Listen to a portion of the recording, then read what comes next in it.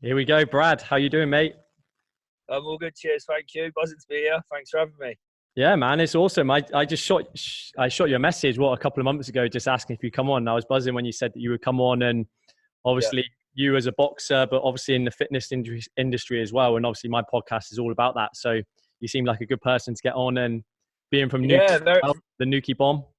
Yeah. Very fitting.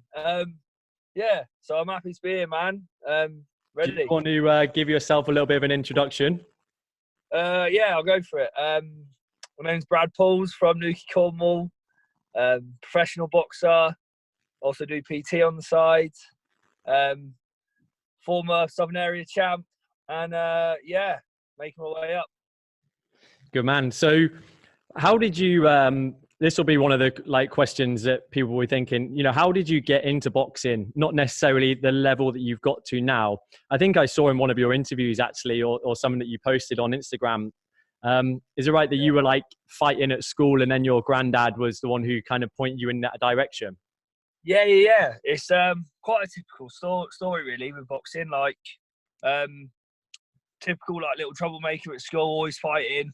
And then when I discovered it, my granddad was showing me on TV, and I just couldn't fathom that they was allowed to do it. The same stuff I was getting in trouble for was a legal, promoted thing to do that you're allowed to do. And I just couldn't believe it. And then as soon as I knew about it, it was it. I was sold. There was no turning back. Done. How old were you then? Probably 9, turning 10. Okay, so you went down to a local club and just started from there. Yeah, so luckily the time I got told about it, the exact same time Newquay Amateur Boxing Club just started up. Okay. It was in a little unit somewhere, probably the size of a living room. Yeah. And then as soon as it opened up, I joined up straight away, and I've never had a season off or looked back since. So that's it. I was sold. Oh, nice, man. Obviously, you went all the way up through the amateur ranks. One thing that I'm really interested in is that transition into going to pro. And obviously, there's so many different aspects to it. But in particular, just things like, your lifestyle, your training, your nutrition, that type of stuff. What were the biggest changes that you found? So it's so different in terms of what you need to do to make the fights happen, because as an amateur, you'd fight every other week. Don't have to sell a ticket. You just turn up, you fight one of the best people in the country, and then that's it. There's no stress. Don't have to promote anything. But as a professional, it's business. It's about money, and it's when you turn pro, you think it's just about how good you are, but it's not. It's about how good you are at promoting yourself, advertising yourself, marketing, promotion, being good on social media. It's more than just the fighting, it's the whole package, especially in this day and age of social media. So that side of it took a bit of getting used to, where it can make a difference in between getting sponsors, not getting sponsors, getting a fight, not getting a fight, ticket sales, etc. And then the actual boxing itself, where amateurs are higher paced, point scoring, and it's made for you. It's not made for entertainment. It's made for accolade. Professional boxing, really small gloves, longer rounds, so they want it to be entertaining and more likely of getting a knockout. So, which absolutely suited me down to the ground. I absolutely love that about it. When I first turned pro and I put the professional gloves on, the 10 ounce, yeah, I couldn't believe it. I thought they was illegal. I was like, no way am I allowed to wear these.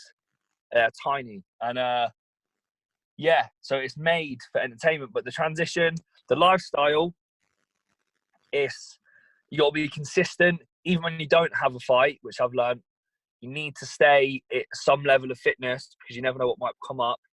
And it's being an all-round professional, inside a camp, outside a camp, how you go on is how well you'll do, I think. If you, for example, like Ricky Hatton, and you party too much outside of your training camps, and it will just shorten your career. He was done at 31, 30. But then someone like Mayweather didn't drink and he didn't take many shots, go until he was 39. So yeah, so that's what I've took from it so far. Yeah, that's interesting. And just going back to what you said before about that transition and so much more in terms of it being a business and stuff, I guess for someone you know, when you first started out, and even now trying to grow it to the top of your sport of where you want to get to? Because I know you've got real high ambitions, you know, just, it's not just, obviously it's your local community that know you and that support you. And I know you get a huge amount of support, like, and everybody sharing and posting and stuff. But I guess it's trying to expand that to a bigger level, right? And going through different processes. Yeah. It's, but it's not something you're ever taught. No one's taught you how to do it. You have to try, learn, and understand yourself. I'm not an expert in marketing or advertising. I'm a fighter. So all I want to do is fight. It's something I've had to learn as I go. But it's the difference between, you hear stories of people like, I don't know if you know him, David Allen. You heard of him? No, I don't think so. But so he's a heavyweight from Doncaster, and amazing character, personality. Does amazing on social media. Does ridiculously funny things, like controversial, has debates. They're really funny. He's not necessarily that good in terms of his ability, but he's made quadrupled in the amount of what his ability would allow him to. Do you know what I mean? Yeah. He's so good at marketing himself, it can take you further and make you achieve more than what your sort of capabilities are. Do you know what I mean? Yeah. So it's get that. And then you have people who are amazing amateurs and got all these medals, and they can't sell a ticket, so they won't go nowhere. Yeah, that's amazing. And that's not something that, like, I fully understood. Obviously I knew it was a big part of boxing, but even just from your aspect getting into it, like how much of a big part it plays. Massive. Yeah, it's massive. But always learning. Like, I'm not the best at it, but I'm getting there, I think. Yeah, right, it's tricky. It's a tricky one.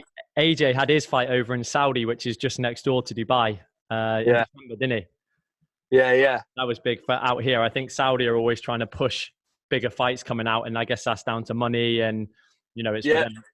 They can money afford talks. The money's there. That's why the fight was there. The money was there, so the fight was there, and that's what it comes down to.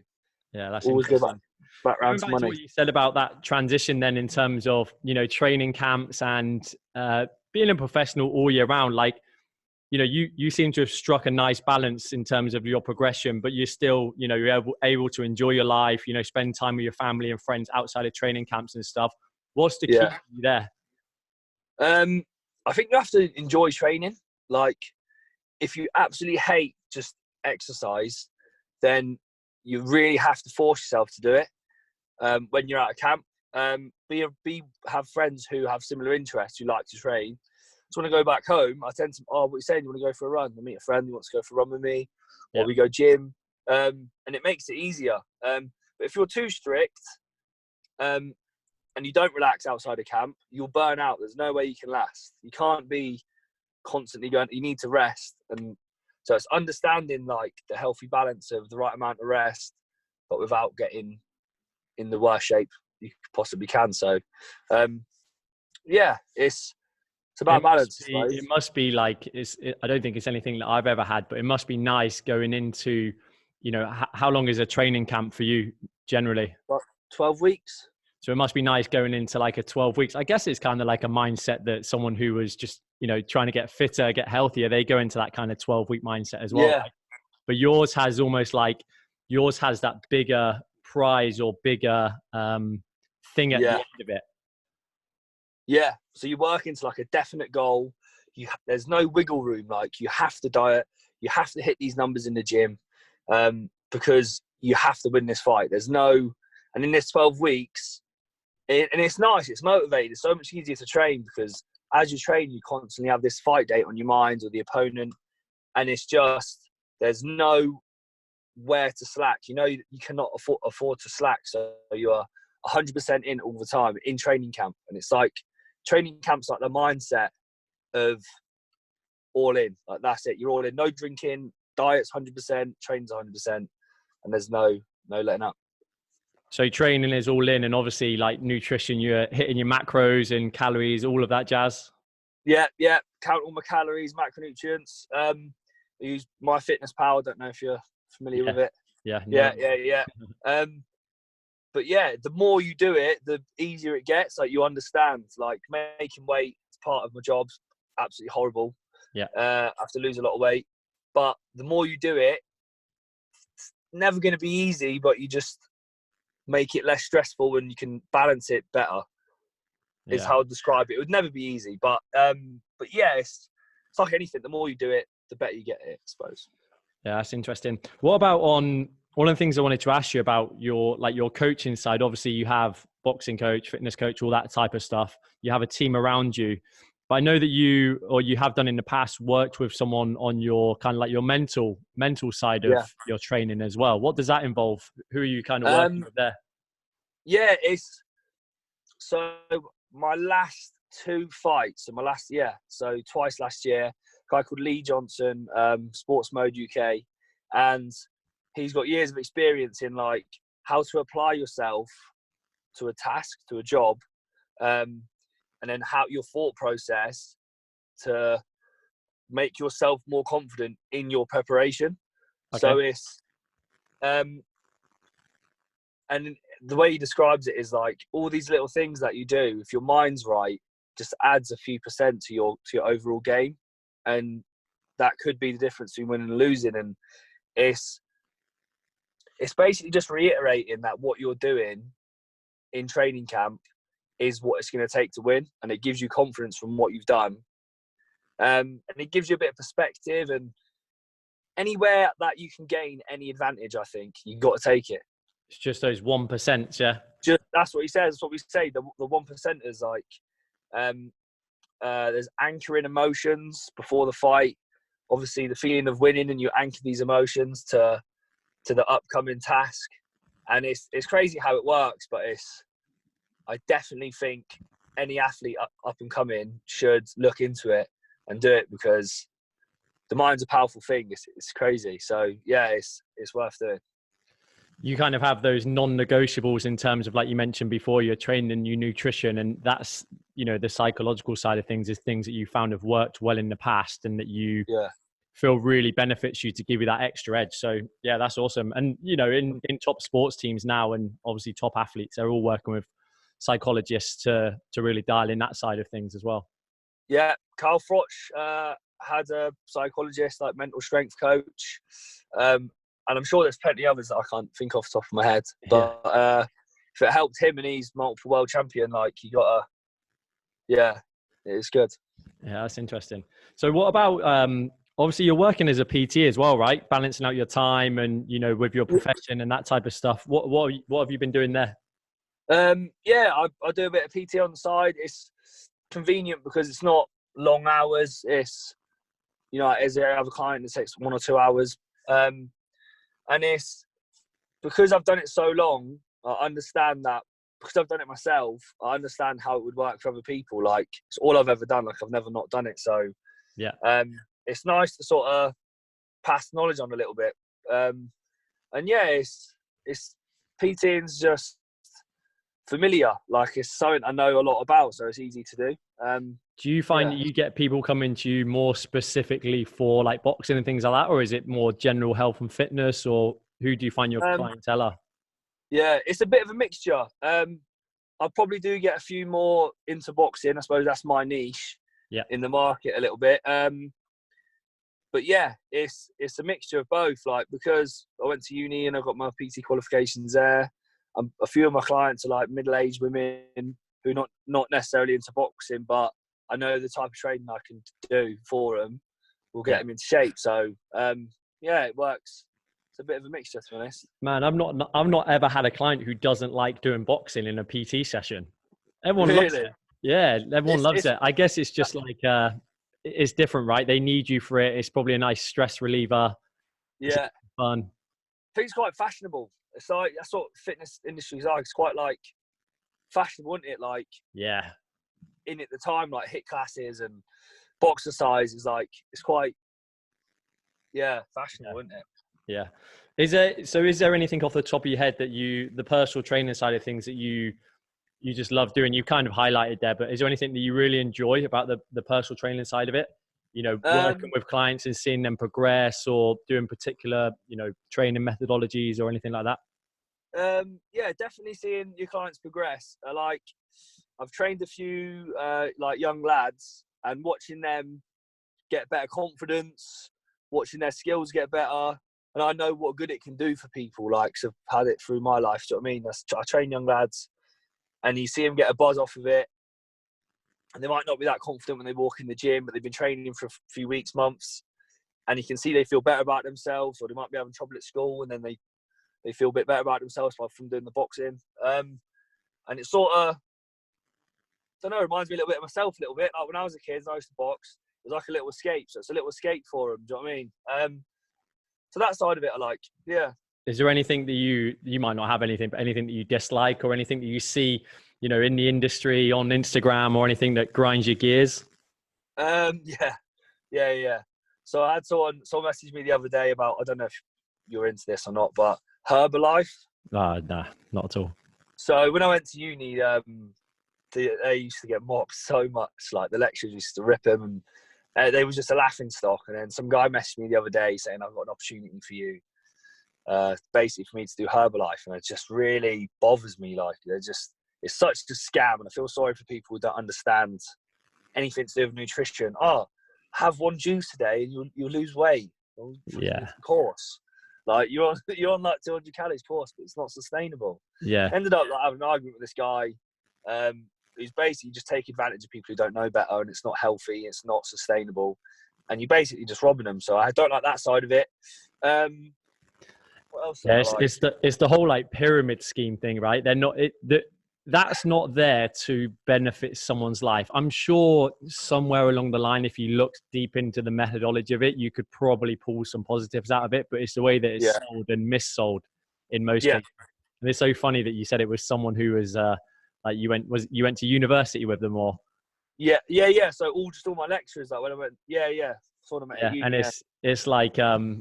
it's like your schoolhood friend who you know hasn't trained for years. They're the one approaching you, and obviously you're a target because you've got a bigger following on socials, right? You know, you are in an influential position that you can advertise. So I guess that ties into things like with your sponsors and stuff. It's things that you believe in and you want to promote, you know? Yeah. Like, I don't think you could promote something you really don't believe in that much. And that's not for me, Herbalife. So, nah, not good. But apart from that, it's everything's all right. Industry, I suppose. Yeah. I always talk about with my clients and like on this podcast as well, like exercise being a keystone habit. So this will be interesting. When obviously you keep up your exercise, you mentioned this even out of training camps as well. But do you find if you go through a patch where you're not exercising, that other things start to deteriorate in your life to an extent? Like if you're not training, does the nutrition start to go down slightly? Do you start to get a bit moodier, a bit more tired, those types of things? Yeah. It's insane. Like, exercise is just steroids for your mental health. Like, people who don't exercise, if I don't exercise for, say, sometimes it's nice to have a week or two off. If I keep not exercising for a while, I swear I'll get depression. Like, I don't know how people don't exercise. I sit there and I see my body deteriorating, and I see the weight coming on, and then if I'm not on top of that, everything else does tend to go to pot. You think, well, I'm not trained anyway, so I might as well just eat what I want, and it's a vicious cycle. And then even the little things, like you won't make your bed, and then like it's just the little things like that add up. So if you're on top of your training and your diet, you feel superhuman, but it's easy to forget how you feel once you've lost the momentum. So, and then once you've lost the momentum, it's hard to start it back up again. So that's a common thing with anyone. But if you're exercising and eating right, that's how humans are meant to feel. If you don't exercise and eat right, that you're not meant to be feeling like that. That's not right. Yeah, exactly. It seems so simple, right? But then so many people just disregard and we're not even talking about going and training for a fight or going to the gym and doing CrossFit class or whatever. We're just talking about moving, right? Yeah. Like, it doesn't necessarily you have to go and do a HIIT class every single day. But like, if you're an active person who has it on their mind, like, it sounds cliche, but like, take the stairs, anything, and then be conscious of what you're eating and taking in your body, and then you'll feel better about it. If you neglect your body and abuse it, you will feel like a piece of shit. So it's the way of the world. That's awesome. Let's move on then. What's the future looking like for you then, mate? Hopefully good. I'm just working my way towards an English title fight. There's a few things going on in the background. I'm trying to organise and plan. I'm absolutely dying to get on TV, but it's not that simple. I want to go on a Sky Sports show, and then it comes back around to numbers and money again. So they want you on these shows. They want you to sell a lot of tickets, and me being from Cornwall was sort of an advantage and disadvantage at the same time, because a lot of the TV shows are in London, and I can't sell that many tickets in London. So yeah, I'm trying to get on TV, but I always train hard, and then one step at a time. So the next one's the English, and then I would absolutely one day love the British title, the Lonsdale belt, best looking belt. Yes, mate, that'd be awesome. I guess you have to be pretty stringent with your, trying to do the business side of it, but making sure that you're doing the work as well. I guess that's one of the skills of doing what you do. Yeah, like I leave it to my manager, and he should be trying to get me out there as much as possible. And my side of the deal is I've got to train as hard as possibly can, prepare, and promote myself as much as I can. But in a little bit of it's luck, a little bit of the right place, right time, a little bit of it is it's not what you know, it's who you know. So yeah, just hopefully a bit of luck comes my way and I can get on TV and have an opportunity. So oh man, that would be awesome. Like just seeing your journey, obviously lucky to have known you when we were younger. So seeing your journey, what are you 14-0 now? 14-0, yeah. Yeah, that's sweet, man. It'd be so good to see you at your pinnacle. Like you've got big ambitions, and I'm sure you can back them up as well. So I'm looking forward to seeing you keep on progressing. Yeah. I mean, at the minute, we don't even my manager says this, my coach says this. We don't really know how good I am yet, because I haven't. In boxing, you tend to sort of find your level. Like it might be Southern area level, English level, British level. But at the moment, I've not breezed through, but I've gone through whatever's come my way. So we're still figuring out what my level is, and I'm hoping it's the British. So yeah, it's been pro nearly 4 years, so it's been some journey, but got years left. So that's awesome. One last question I want to ask you before, because I know you're going to train now. I always ask for like a tip for the listeners, or even just a bit of advice or something, whether it's through nutrition or exercise or psychological or anything. Have you got anything for the listeners that they can take home today? I'll go for a nutritional one. Nice. The first thing you do when you get up is drink a pint of water before you do anything else. I love it. I find that helps me a lot, like, because you go on 8 hours without having a drink.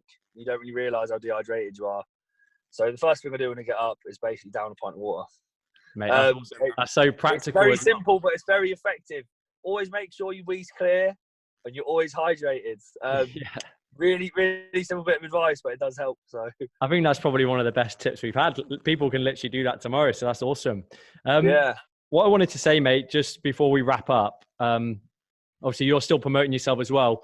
Where can we find you? What's like your Instagram, and where can we find you? All over social media. So Facebook is Brad Pools _professional boxer. Instagram is just at Brad Pools, and Twitter is Brad_Pools. So follow me, follow the journey, and keep updated with my progress. Yeah, I'll link them in there as well, and like I'll be spreading the word. I know obviously I'm in Dubai, but if there's plenty of British expats this direction as well. So if they do happen to listen to this, they can follow your journey, and you never know what opportunities come from there. You might be fighting in Saudi, mate. You never know. Get me on AJ's undercard. Sweet. Yeah, that'd be awesome. Yeah. Cheers, man. Just let me know when you've sorted it all, then I'll share it and try to promote it and stuff, and get the viewing figures up and that. So just let me know. Perfect. Thanks very much, mate. I'll catch you soon, yeah? Yeah, appreciate it, mate. Speak to you soon, all right? Take care. Bye. Take care, mate. Bye.